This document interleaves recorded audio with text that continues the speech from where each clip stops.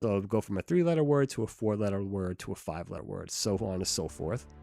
And we'll take turns. And all we're going to do is you'll say a word. Like you'll say the word dog. And then I'll have to say a rhyming word of the same length.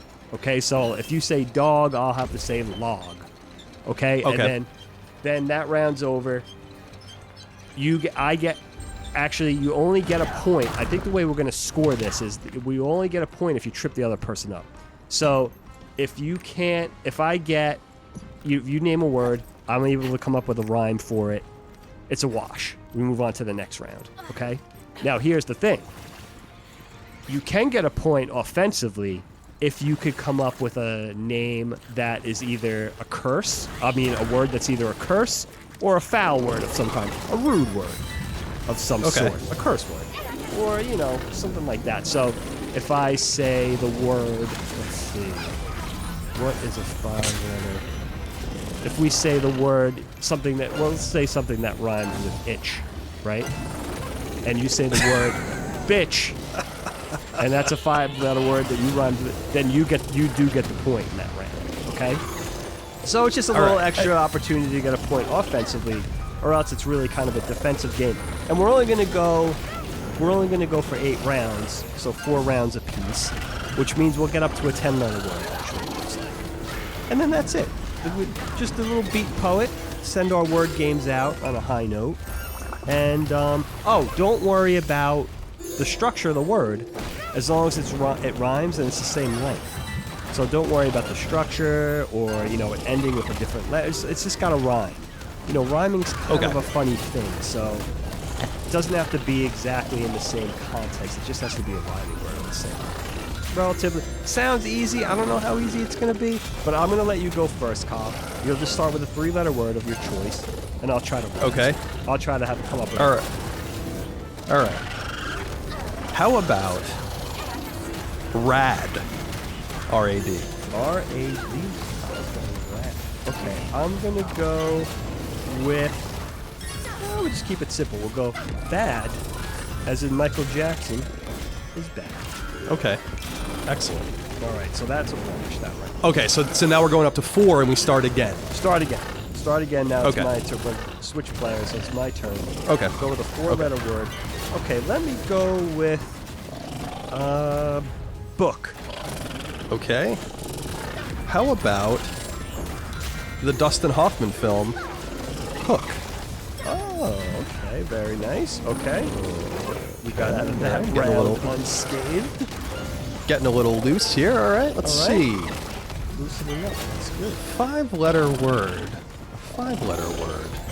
How about tater? T-A-T-E-R, tater. All right, let's see. All right, let me just go with... All right, I'm going to go with tater. Oh, okay. By the way, I looked up tater just to make sure it is in the dictionary. A potato, and then the sentence is a dish of boiled taters. Oh, they're not even trying. All right, so 6, it's on you, right? You're going to begin now. Right, 6. 6 is on me. Okay, let's see.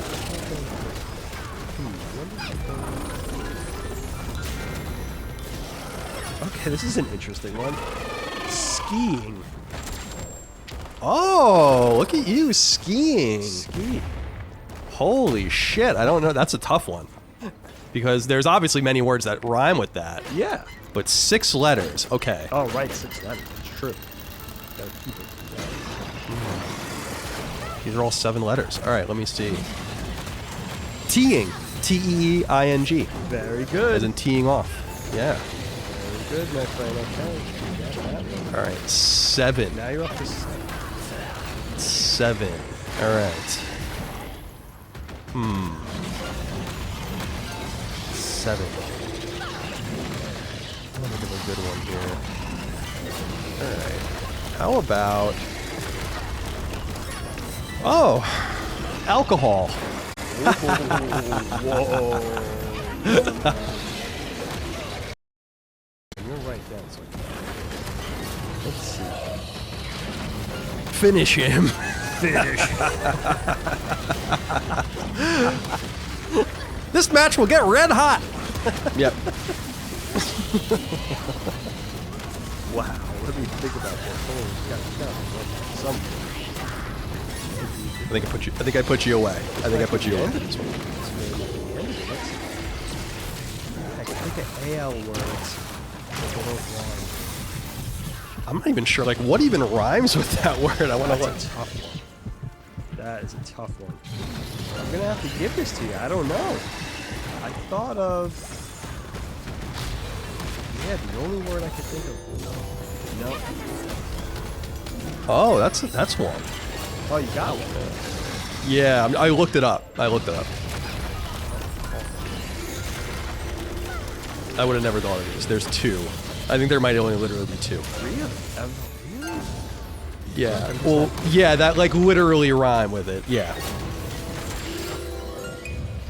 All right, tell me. I gotta know. Aerosol. Oh. 3-syllable rhymes that are 7 letters. I bet we have some pretty bright listeners. I bet a few of our listeners got that. Aerosol. Oh, those are awesome. Yeah, aerosol, alcohol, ethanol. That doesn't really rhyme. Parasol, alcohol.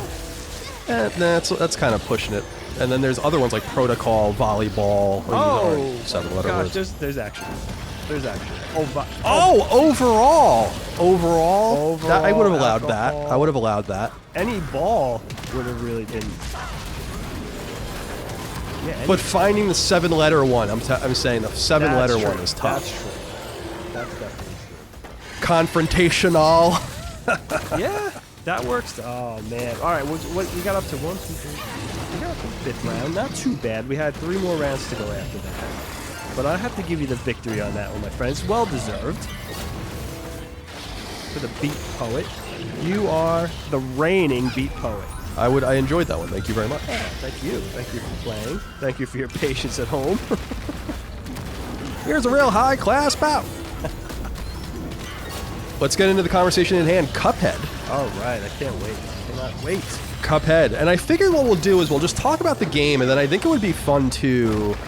I pulled it up here on the fandom wiki for the game to just talk about the different characters. Oh, sure. The bosses, since they're obviously at the center of the game. We can talk about the ones we like and the ones we don't like. I absolutely love the designs in this game. With rare exception, I think they're pretty amazing.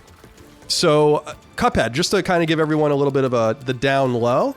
Cuphead is considered a run and gun game, but I fucking hate that term. So to me, it really is a side-scrolling action game, I think is what I would like to call it.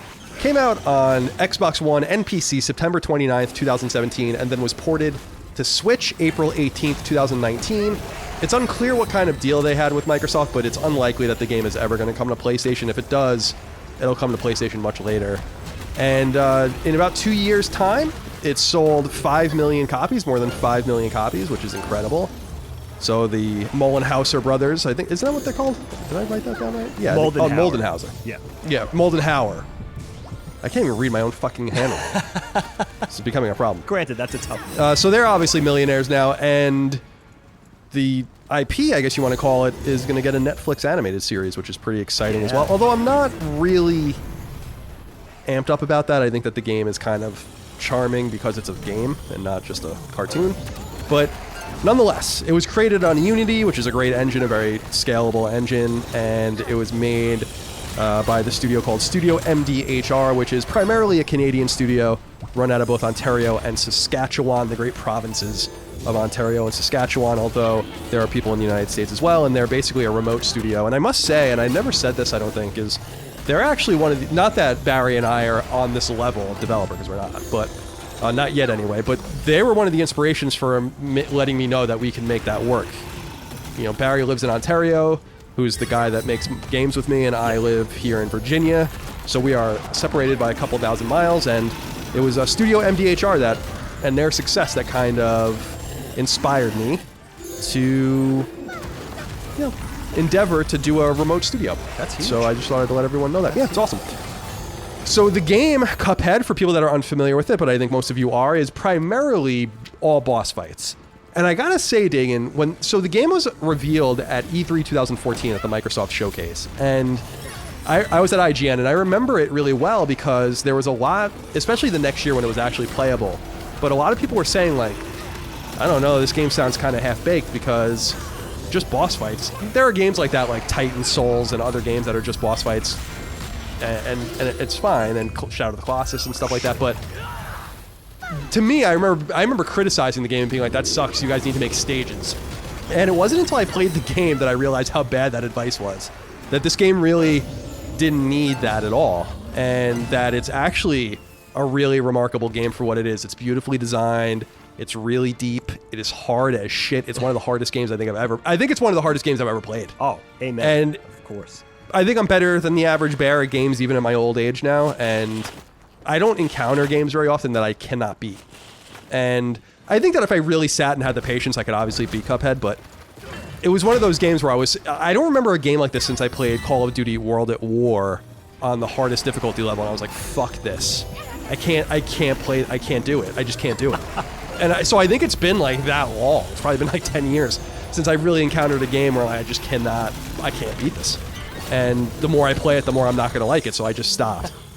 That's basically what the game is, and it's obviously inspired by the Fleischer Studios 30s cartoon aesthetic and that rubber hose animation, which I obviously want to talk to Dagan a great deal about. But I'm really curious, Dagan, what your take is, just high-level take is on this game, because this game, the moment I saw it, reminded me so much of you, and I knew that it was going to be something that animation nerds like you were just going to absolutely just eat up. So talk to me a little bit about your feelings, just the high level about Cuphead.